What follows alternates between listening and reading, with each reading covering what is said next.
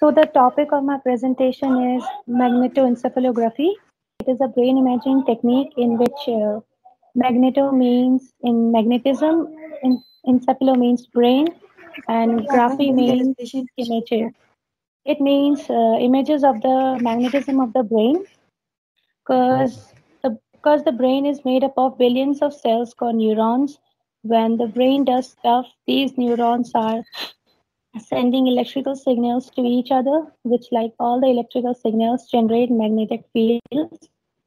Magnetoencephalography measures and locates those magnetic fields which indicate the electrical activity of the neurons, which is the activity of the brain.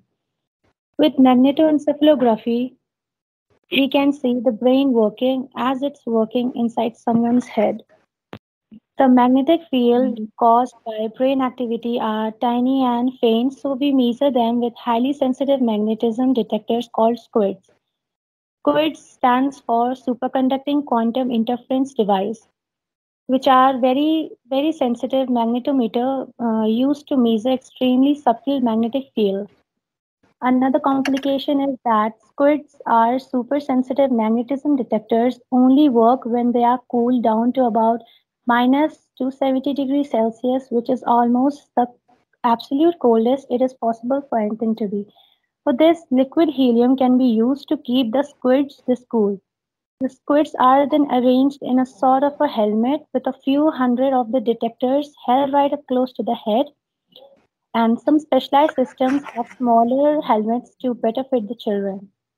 The squids do not need to be close because they can only detect brain activity a few centimeters into the brain. Next is magnetic shielded room.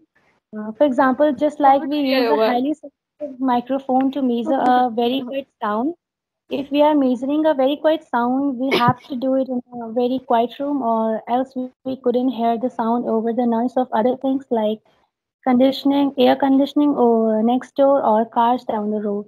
Similarly, we get the same problem detecting the brain's magnetism over the magnetism coming from the nearby phones and computers and from the earth itself.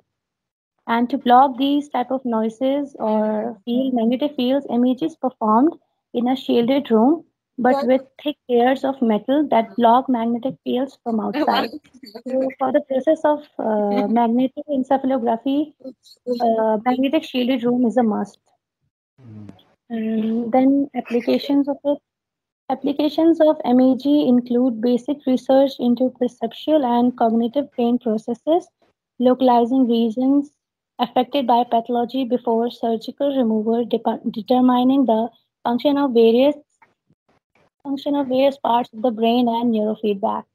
This can be applied in a clinical setting to find locations of abnormalities as well as in an experimental setting to simplify measure brain activity.